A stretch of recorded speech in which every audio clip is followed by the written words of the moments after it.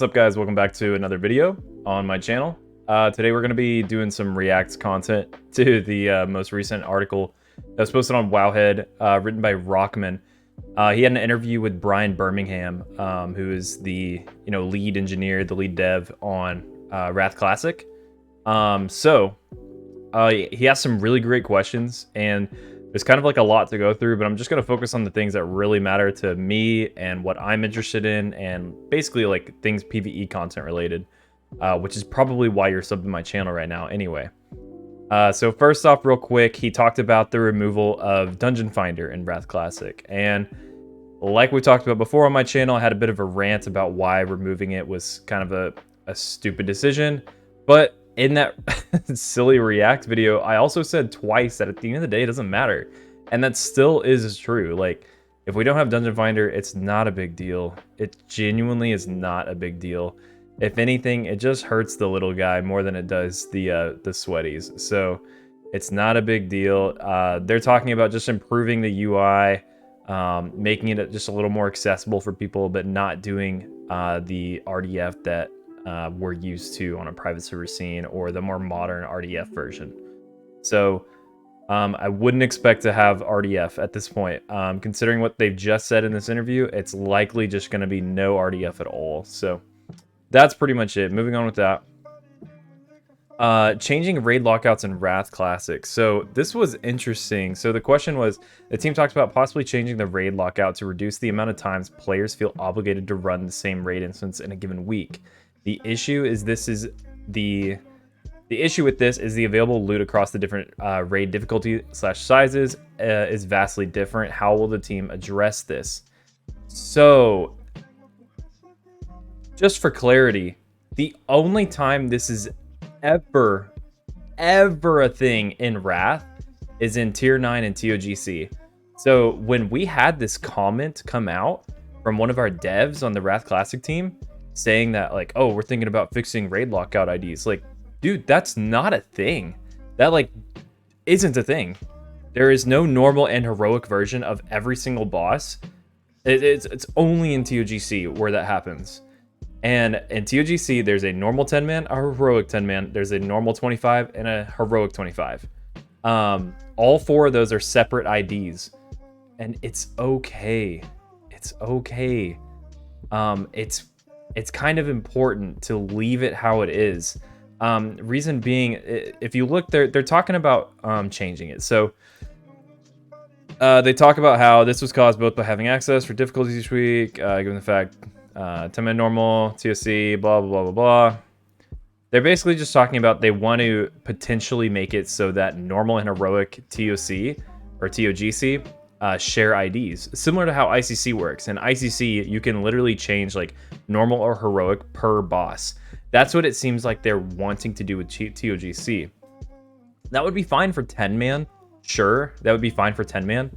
But there's like no point. Like, TOGC literally takes like 20-30 minutes. That's it. It's kind of crazy. So doing anything like that just doesn't really add up. And then for the 25-man perspective, it's actually kind of crazy, because if you have a shared ID, you're going to want to do heroic every single week. Like, missing out on the heroic loot is so dumb. But you would be missing out on the normal loot too. If you're literally doing heroic every single week, all the way up until ICC, you're missing out on all the normal mode trinkets, which are BIS for everyone. Your healers are going to want normal Solace. Your DPS are going to want normal Death's Verdict. Your casters are going to want the normal caster trinket off of a noob. Like, there's normal loot that is straight up BIS for your character that we're going to have to, like, eventually at one point you'll have to have full BIS except for that normal item, and then intentionally grief your ID to go back and try to get that normal trinket. It's just like, it's silly. Like, this kind of like logic makes sense for like long raids. Like, if Old War was something like this, or if ICC had 4 IDs instead of 2, that makes sense. But TOC takes no time at all. It's like the fastest raid to ever exist in the entire game. It's so fast. Seriously, like, this does not matter, and if anything, it's just going to be an annoying change. Like, there's no need to do it, because if you're making TOC any faster than it is, then people will just be wanting to unsubscribe faster than they already are. So just please, like, there's no point in doing any of that. Race change and faction change in Wrath Classic. So they basically talked about how they're likely not going to give us race changing, and they talked about it for balancing for PvP's sake. None of that matters to me. I don't totally care about that. Faction imbalance and Winter Grasp. So they talked about potentially having the ability to gain access to VOA if you are on a faction that doesn't control Winter Grasp, which is really important because, for example, I play on Benediction, which is 99% Alliance. If you're in the 1% of Horde that still play on Benediction for whatever crazy reason, you're never going to have access to VOA. Even with, in this scenario of having like a 100 stack of tenacity, there's no way Horde wins that fight. You're just not going to have the ability to get around the map to defend or to attack the gates well. Like, it's just not going to happen. So to gain access to VOA without owning Winter Grasp would be a good change. I think that would be good. So something like that is going to be great. I think that should be highly considered, because at the end of the day, the role-playing aspect of just like owning Winter Grasp to be able to access VOA, like, dude, just give us VOA. Come on. And then pre and post nerf boss encounters in Wrath Classic. This is like the last important part. And I hope if Brian Birmingham watches this, I hope you don't take this too offensively, but the comments made in this section of the interview were very frustrating from a Wrath player's perspective, because Brian said at one point, there just weren't as many catch-up nerfs outside of a few outliers, such as health nerfs and Naxxramus and direct skips to Saffron and KT. We plan to review those outliers and see if it makes sense to ship those in their original state. But it's not something we plan to build a pre/post system around this time, since there aren't as many noteworthy changes as there were in BC. That's crazy to me, and just kind of shows like a complete lack of knowledge of the expansion, because Wrath actually had a lot of pre and post nerf systems on bosses. Like, straight up, the difference between a pre-nerf version of a lot of these fights is vastly different than the post nerf. I think about like Saffron and Nax. The pre-nerf version of Saffron and Nax, guilds will be wanting to, you know, bring 4 things of frost resist or 3 things of frost resist 4. They probably want to run like 6 healers, a couple of resto druids, and like a more casual guild setting, of course. Like, and of course, in like a higher skill, like you can, you know, optimize that further, not take any frost resist gear, just run 2 resto druids and probably be fine.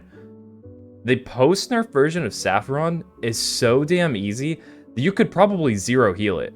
Straight up. You could probably just walk in and have a Feral Druid improved leader of the pack healing one group, a Shadow Priest, VE healing another group. Like, it is so stupid easy that you don't need any frost resist besides like the frost resist aura from a paladin, and that's like it. It's crazy, and that's like just one fight.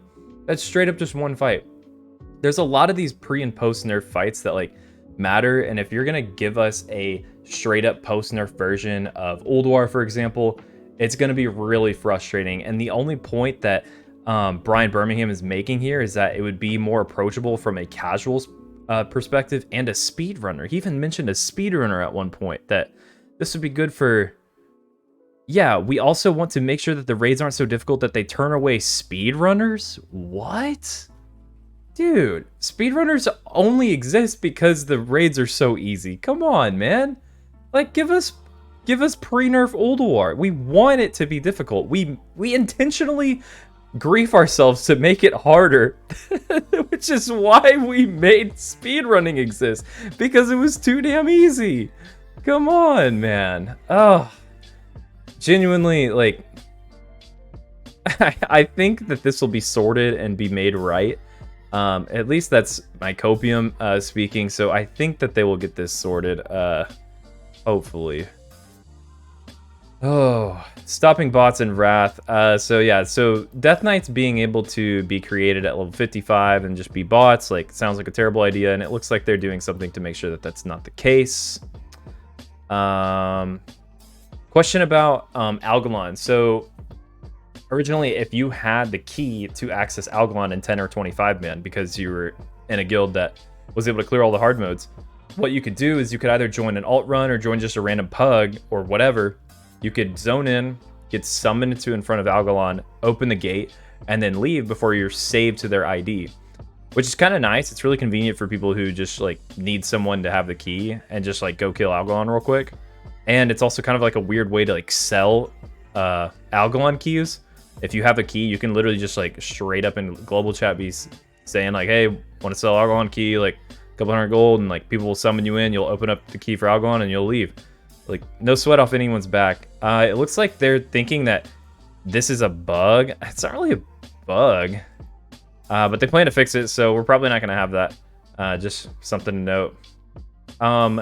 Good news about dual talent specialization is they are going to just leave it the way that it is. They're not going to add any new restrictions. So whenever they were talking about adding new restrictions to dual spec, thank God that they aren't, because some of those things could have been wildly crazy, like not being able to do it while in a raid, or maybe it has a cooldown. They're not going to do any of those things. So rest assured, we're going to get the dual spec feature that we want and that we're used to. So that is good. PvP and Arena and Wrath, like that doesn't matter to me and my channel. Y'all aren't sub to me for that. So that's pretty much it. If you want to read this article, it's a pretty good little interview, has some good stuff in there, but those are just my thoughts. I had a lot of people asking me like what were my thoughts on this, and really just that. So give it a read for yourself, and those are kind of my big takeaways. So that's it. I will talk to you guys later. I will be streaming later tonight. We're killing Kill Jaden. All right, peace out.